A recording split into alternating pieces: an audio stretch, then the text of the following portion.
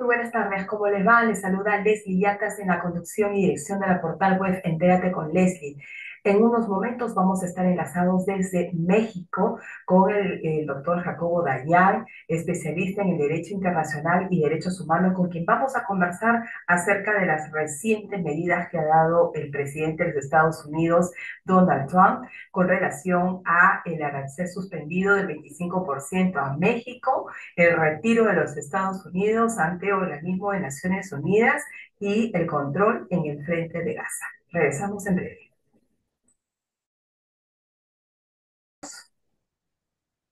Bien, amigo, como lo anunciamos hace unos momentos, estamos enlazados vía Zoom desde México con Jacobo Dayar, a quien ya lo hemos presentado como un especialista, experto en el derecho internacional y derechos humanos. Muy buenas tardes, Jacobo. Muchísimas gracias por estar aquí con nosotros. No, gracias a ti, Leslie. Jacobo, vamos a empezar primero por México, ¿no? Esta semana hemos tenido varias decisiones en serie del presidente Donald Trump y entre ellos con México. Se ha suspendido por 30 días, entre comillas, el arancel del 25% a efectos de que la presidenta de México ha dicho de que les den un plazo para poder controlar de una forma más segura digamos, el tráfico de drogas, sobre todo el fentanilo, que es lo que está ocasionando muertes por sobredosis en los Estados Unidos. Dime, ¿cómo ves este tema en tu país? ¿Es realmente una suspensión de 30 días? Es muy complicado hacer cualquier tipo de pronóstico con un personaje como Donald Trump, porque incluso la decisión de colocar aranceles es completamente irracional. No resuelve ni abona a nada de lo que él está preocupado. Incluso sería contraproducente para su propia economía. Es una forma de presionar, evidentemente, desde una economía y un país muy poderoso a sus dos vecinos, a Canadá y México. En el caso de Canadá todavía es más absurdo porque pues la migración y el fentanilo, los porcentajes de ingreso a los Estados Unidos desde Canadá de migrantes y de algún tipo de estupefacientes es prácticamente nulo en comparación con lo que ocurre desde la frontera sur con México. Es decir, haber amenazado a sus dos vecinos con lo mismo me parece que tiene que ver más con un intento de alimentar discursivamente a su base electoral que en realidad al objetivo.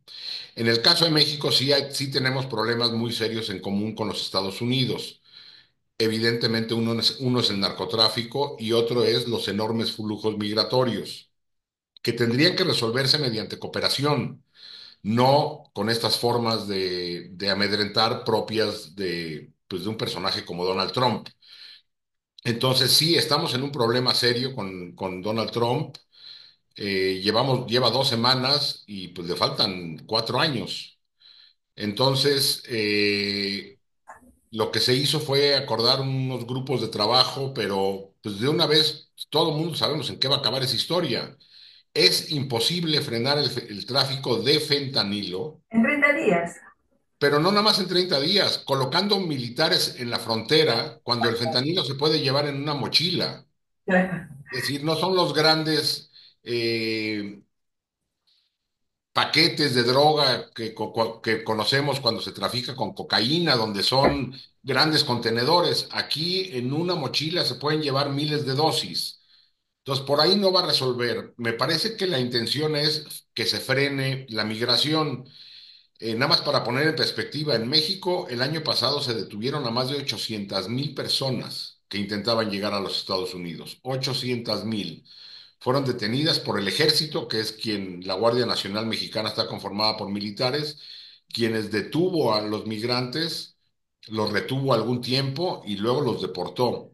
Entonces, pero ante las condiciones que imperan en la región, Centroamérica, Sudamérica, pero también a México llega gente proveniente de Asia, de Europa, tratando de llegar a los Estados Unidos, de África también, pues me parece que es una labor prácticamente imposible el frenar del todo este flujo y como bien dices tú, en 30 días, bueno, en 30 días no resuelvo un problema ni doméstico.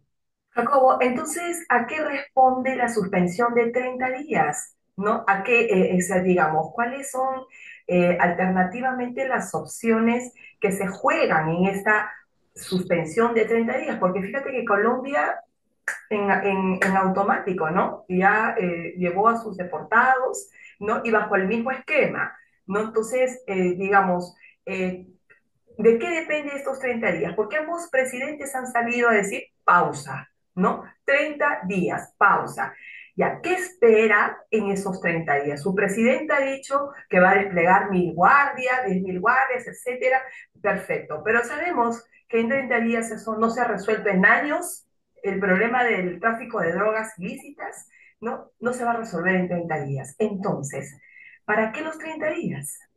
Me parece otra vez que tanto la presidenta de México como el presidente, bueno, el primer ministro canadiense como Donald Trump, le hablaron, los mensajes que dieron fueron domésticos, fueron para sus propios, para su propio país y en el caso de Donald Trump para sus votantes, diciendo, mostré mano dura, amenacé con aranceles y conseguí que México en un par de días colocara 10,000 soldados en la frontera y se comprometiera a la lucha contra el tráfico de drogas y de migrantes.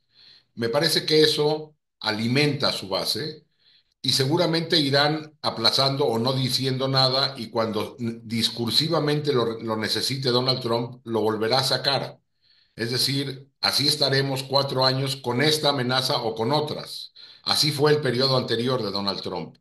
Lo mismo ocurre con Canadá, vamos, repito, es completamente absurdo colocar a México y Canadá en el mismo tema, es decir, migrantes y tráfico de drogas, en la misma condición. Canadá tiene una realidad muy distinta a la mexicana y lo colocó de igual manera ahí. A los canadienses les pidió otra cosa. Bueno, igual les pidió que fortalecieran su frontera y que crearan un SAR contra el narcotráfico y que declarara como organizaciones terroristas a los narcotraficantes mexicanos. Entonces, me parece que las siguientes etapas de esta historia irán por ahí. ¿Cómo pensará Donald Trump combatir a los grupos criminales que tienen gran poder en México y gran control territorial, incluso poder político? Eso sí me parece que sería más interesante ver qué pasos va a dar. Hoy es muy difícil saberlo, porque si hay una lucha realmente frontal, tendría que ser también binacional, porque estos grupos criminales lavan el dinero en Estados Unidos, compran sus armas en Estados Unidos. Claro, claro. Entonces, si se quisiera hacer un ataque frontal a estos grupos, se tendrían que realizar acciones en México y en los Estados Unidos, Tu cosa que opción creo que es no va a una ocurrir. cooperación bilateral, ¿no? Lo que tú en un inicio acababas de sostener, una cooperación bilateral porque en ambos países se están afectando. Por un lado, el tráfico de armas que viene de los Estados Unidos y por otro lado, el tema de las drogas ilícitas que viene de México hacia la frontera de Estados Unidos. Entonces, ambos países tienen problemas complejos que solucionar, ¿no? Entonces, Eso no va a ocurrir, Leslie. sí. O sea, pensar en cooperación, ese verbo no va junto con Donald Trump en la misma frase. Ujú. Muy bien, buen punto sobre ese tema y hilando justamente si esto es inherente a la naturaleza del actual presidente de los Estados Unidos, firmó una orden ejecutiva del retiro de los Estados Unidos de organismos de las Naciones Unidas. Tres organismos claves que ha sostenido Donald Trump, ¿no? En este caso, el Consejo de Derechos Humanos, vamos con la UNESCO y el tercer organismo que tiene que ver con ayudas de socorro para refugiados en territorio palestino, que es en donde Donald Trump ha tenido mayor incidencia, al decir que han habido pues esta combinación o filtración de antisemitas, personas que han promovido justamente el ataque de Hamas hacia Israel. Bueno, son acusaciones realmente graves, ¿no? Realmente graves, pero ya lo hecho está. Estados Unidos se va a retirar y va a recortar el financiamiento. ¿Qué nos espera, Jacobo, desde tu perspectiva respecto de esta orden ejecutiva de Donald Trump? Bueno, y yo sumaría dos más a las que a la lista que ya diste. También se retiró de la Organización Mundial de la Salud y del Acuerdo de París. Uh -huh. Es decir, habría que sumar y anuncia sanciones ahora también a la Corte Penal Internacional. Sí, justamente sobre ese tema también. A ver, entonces, ¿ante qué estamos? Estamos ante un presidente en los Estados Unidos que evidentemente no es parte o no tiene confianza o no le interesa continuar con el arreglo internacional nacido de la Segunda Guerra Mundial, que tenía que ver con cooperación y estos órganos de Naciones Unidas que fueron creados otra vez como hijos de la Segunda Guerra Mundial, de esos horrores, para preservar la paz y la seguridad internacional. Donald Trump queda claro que su visión del mundo no es a través de la cooperación, sino a través de la coerción.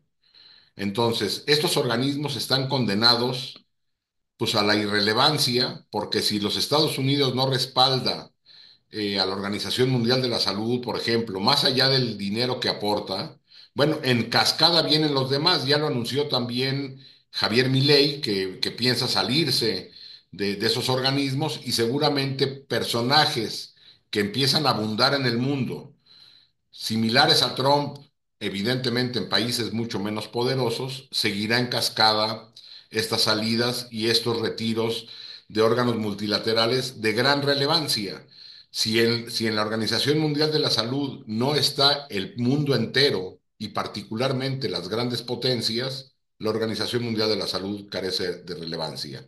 Lo mismo ocurrirá, por ejemplo, con la Corte Penal Internacional. No nada más hay sanciones, sino recibe y le da trato de gran amigo a una persona, a Benjamín Netanyahu, que tiene una orden de aprehensión por parte de la Corte Penal Internacional. Eso no quiere decir que sea el primer país del mundo que lo hace. Hace unos meses, Vladimir Putin, que también tiene una orden de aprehensión, visitó a China. Entonces, estamos en un mundo donde los acuerdos, el arreglo institucional, que yo sé que suena a lo mejor como muy exagerado, pero es lo que es el fundamento del proyecto civilizatorio que nació de la Segunda Guerra Mundial, hoy está en crisis. Cuando se habla, todo el mundo habla de que con Donald Trump y lo que está ocurriendo en el planeta, estamos entrando a un cambio de era, a un cambio de paradigmas, cada quien lo llama de otra forma ante lo que estamos, para ponerle nombre, es ante la muerte o la irrelevancia del proyecto civilizatorio nacido en los 40 del siglo pasado. En otras palabras, para que lo podamos entender, Donald Trump ha comenzado la extinción de Naciones Unidas.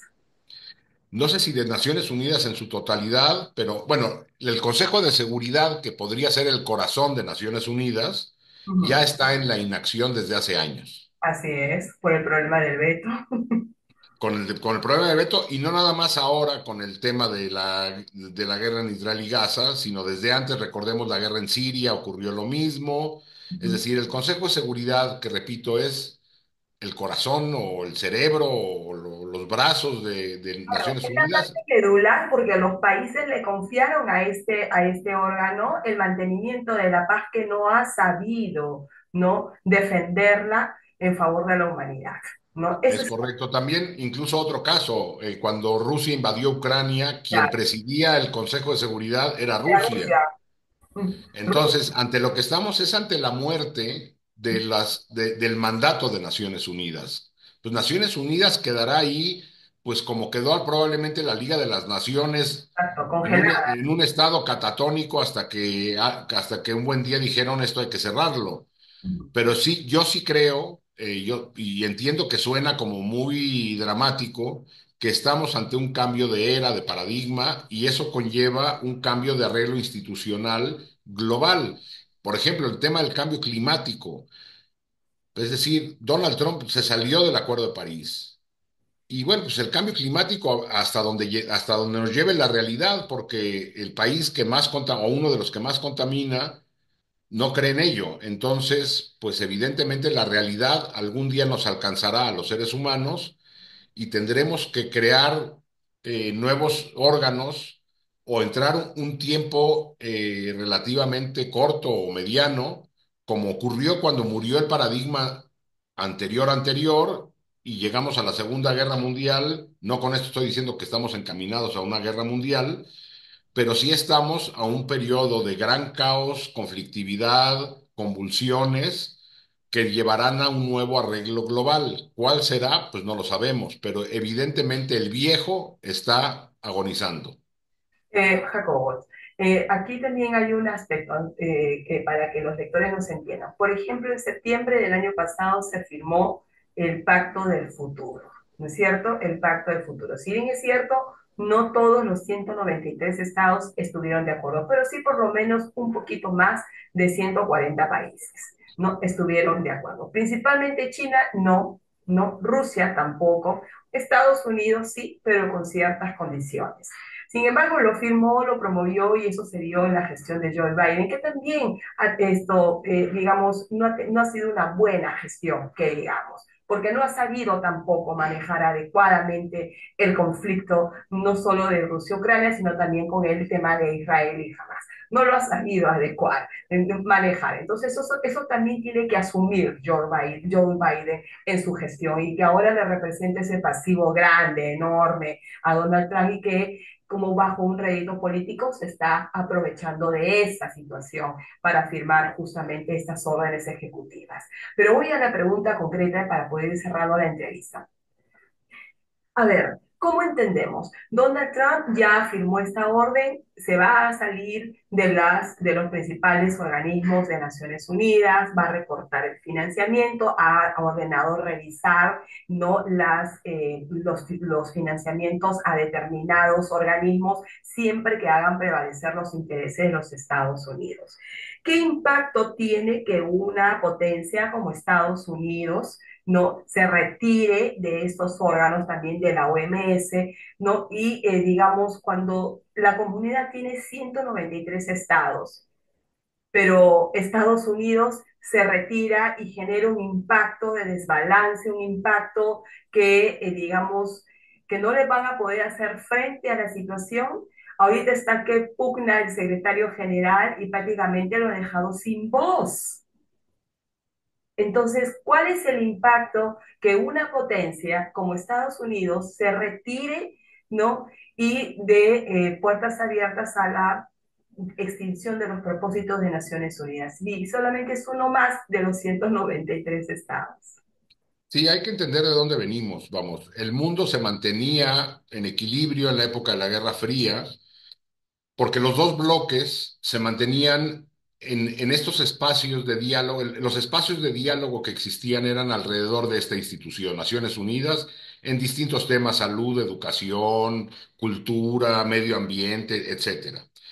A partir de la caída de la ex Unión Soviética, el mundo se convirtió no en un mundo bipolar como lo era antes, sino en un mundo unipolar donde Estados Unidos ejerció las funciones de promotor y defensa de ese proyecto civilizatorio. Hoy, ante lo que estamos, bien dices, Estados Unidos se retira, pero también se retira de los organismos que mantuvieron en orden la Guerra Fría. La OTAN está siendo abandonada ya también por Estados Unidos. No lo ha firmado, pero los europeos ya están discutiendo cómo garantizarán su seguridad con un Estados Unidos ausente de ese gran pacto que fue el pacto de Occidente. Entonces, pues lo que tenemos es que los grandes garantes del proyecto, decías, en su momento eran, después de la Segunda Guerra Mundial, Francia, Gran Bretaña, la Unión Soviética, China y los Estados Unidos. Hoy se quedan solos Francia y Gran Bretaña enarbolando esa bandera. Es decir, ni Rusia, ni China, ni los Estados Unidos hoy respaldan ese proyecto. El secretario general de Naciones Unidas tiene sus decisiones y su voz tiene tanto peso como la del Vaticano. Se ha convertido en un referente moral y no en un referente político. Entonces, lo que tenemos son órganos políticos convertidos en un intento de faro moral.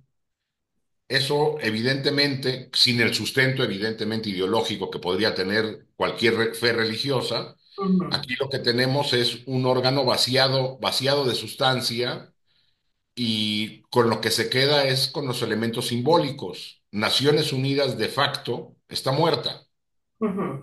Por ejemplo, si anunciase China, me retiro del Consejo de Derechos Humanos, me retiro de la OMC, digamos, será, pienso yo, titulares de una o dos o una semana o una discusión. No, si Rusia anunciara, me retiro del Consejo de Derechos Humanos, todo el mundo va a aplaudir, probablemente, ¿no? Entonces, pero no, Estados Unidos se retira y crea el caos en el Porque mundo. hay un elemento simbólico, Leslie, muy importante. Recordemos, cuando hablamos, por ejemplo, de la Declaración Universal de Derechos Humanos, ¿qué imagen tenemos en la mente? Eleanor Roosevelt Claro. con la declaración en la mano. Es decir, el promotor de este proyecto Estados Unidos, civilizatorio es Estados Unidos, es Occidente en general. sí. Nada más que en su momento Europa estaba devastada después de la Segunda Guerra Mundial y quien abraza el proyecto y quien defiende el proyecto durante 60, 70 años fue Estados Unidos. Ujú, Hoy se va el promotor. ujú, ¿Tiene tanto peso como si se fuera China? Económicamente sí, pero exactamente. simbólicamente no. Ujú, Entonces, lo que tenemos, y también evidentemente tenemos una visión occidental de esto. No sé si este programa lo estuviéramos grabando en el sureste asiático, cómo viéramos el peso de China en estas instituciones. Probablemente tienen, para nosotros en Occidente, tienen mayor peso simbólico, histórico, ujú, moral, estas instituciones que para muchas otras sociedades. Evidentemente las africanas, por ejemplo, no, nunca sintieron gran identidad con estas instituciones que nunca los voltearon a ver tampoco. ujú. Jacobo, esto para terminar la entrevista, esto que es bastante corta por el tiempo, pero en realidad, entonces, ¿cómo calificarías, ¿no? Estas decisiones de Donald Trump. Estamos ante la muerte súbita del multilateralismo, la muerte súbita de Naciones Unidas. A ver, yo creo que este proceso ya tiene años ocurriendo, o sea, no es de que hace 3 semanas esto era el dorado y repentinamente llegó Donald Trump. La crisis del multilateralismo tiene años ocurriendo, la crisis de lo supranacional también tiene años ocurriendo. Recordemos tan solo, por ejemplo, el Brexit es una derrota del proyecto de integración, es decir, esto tiene años ocurriendo. Donald Trump es un factor que acelera este proceso. Ahora, no es definitiva la muerte. O sea, ya hubo Donald Trump versión 1.0, también en su momento sancionó a la Corte Penal, se peleó con todo mundo, le dio irrelevancia a los órganos internacionales y Donald Trump se fue y Joe Biden corrigió. Lo que no sabemos es qué siga después de Donald Trump. O sea, Ujú, sabemos que son 4 años de esta embate, no nada más, incluso a sí, sus aliados, repito, México, Canadá, somos socios, vecinos y en teoría aliados de Estados Unidos. No nada más ataca a sus aliados, ataca a todo el mundo. Entonces, no ok, sabemos si esto es un fenómeno que llegó para quedarse largo rato. ¿Qué consecuencias van a tener estas decisiones? Es decir, habrá consecuencias en temas climáticos, en temas de violencia en el mundo, en temas migratorios. ¿Cuál va a ser el impacto y si el planeta corrige o no? En mi claro. opinión, estamos ante un proceso de agonía de ese modelo porque también en Europa hay muchas voces que empujan hacia allá. Como finalmente, tú has hablado de que también Estados Unidos, en este caso Donald Trump, también amenaza sanciones a la Corte Penal Internacional, lo cual esto nunca le gustó a la Corte Penal Internacional en general, porque nadie afirma, Estados Unidos no ha firmado el Estatuto de Roma de la Corte, ¿no? Pero, digamos, está en pausa, en una pausa muy grave y por muchos años el multilateralismo. Sin embargo, el fiscal de la Corte Penal Internacional ha hecho un llamamiento urgente por el tema de la situación de derechos en la República del Congo, pero yo he visto que tú en tu cuenta X has puesto, has subrayado, oiga, no se olvide que en México también se cometen crímenes de lesa humanidad o crímenes contra la humanidad. Entonces, ¿cómo entender esto, no? O sea, ya México ha presentado denuncias desde el 2014 ante la CPI y entonces, ¿qué esperamos de la Corte Penal Internacional, sobre todo de la Fiscalía? Bueno, pues yo diría que hay como dos carriles, ¿no? Uno, la gravedad de cosas que están ocurriendo en el mundo. Lo muy visible seguramente es la situación dramática en Gaza y en Ucrania. pero hay otros fenómenos que están lejos del radar de los grandes medios. Decías Congo, yo agrego Sudán, probablemente las mayores crisis humanitarias del momento, que el Consejo de Seguridad está olvidando, abandonando, y la Corte Penal Internacional pues no tiene cooperación. Entonces, ahí hay una serie de casos, no nada más está el caso de Netanyahu y Trump. Hace unos días en Italia detuvieron a un personaje buscado por la Corte Penal Internacional por crímenes en Libia y el gobierno italiano lo dejó escapar. Es decir, no hay cooperación no nada más de Estados Unidos o de China o de Rusia. Países, como te decía yo, en cascada cae esto. Países como Italia, hace una semana también dejó libre a una persona de Libia. Y la otra situación es de que hay países donde están ocurriendo cosas dramáticas, como puede ser el caso de México, donde tenemos, para dar cifras rápidas, 600.000 personas asesinadas y 120.000 personas desaparecidas en 18 años. Son cifras de conflicto armado, donde ha estado completamente documentado en la Corte Penal Internacional. Y en mi opinión, la Fiscalía no ha decidido abrir una investigación porque no quieren enemistarse con los pocos países con los que sigue teniendo algún tipo de respaldo. Yo me imagino que si abriera una investigación, el gobierno mexicano montaría en cólera y se sumaría a la lista de agravios de Donald Trump y otra vez en cascada. Entonces la Corte está en un severo problema porque sigue trabajando, pero ningún país, y cuando digo ninguno es ninguno, coopera.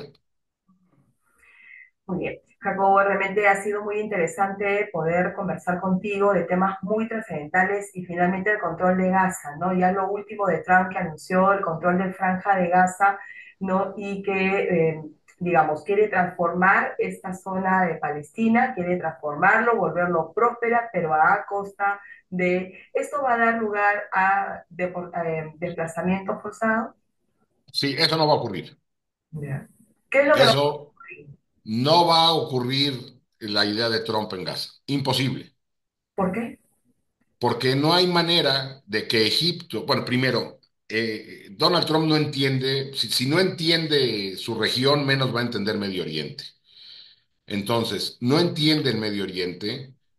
Egipto no va a abrir su frontera para recibir a 1 millón de gazatíes, ni Jordania, ni tiene la obligación de hacerlo, y los gazatíes tienen todo el derecho de vivir en su territorio. Así es. Un asunto de identidad y por un asunto histórico, por un asunto de justicia, por un asunto completamente. Es decir, eso no va a ocurrir porque tampoco está en la lógica de toda la región. No hay ningún país en la región que apoye esa moción más que el gobierno de ultraderecha nacionalista de Israel. Porque incluso si se hace una encuesta a la población israelí, dirían que no también. Lo que pasa es que hoy está gobernada por una coalición de ultraderecha nacionalista y criminal. Pero esto, créeme, apuesto lo que sea, eso no va a ocurrir. Muy bien, Jacobo. Vamos a seguir dando el análisis contigo en las próximas semanas para ver cómo se desenvuelve lo ordenado por Donald Trump. Muchísimas gracias, Jacobo. Hasta una nueva oportunidad. Gracias a ti, hasta luego.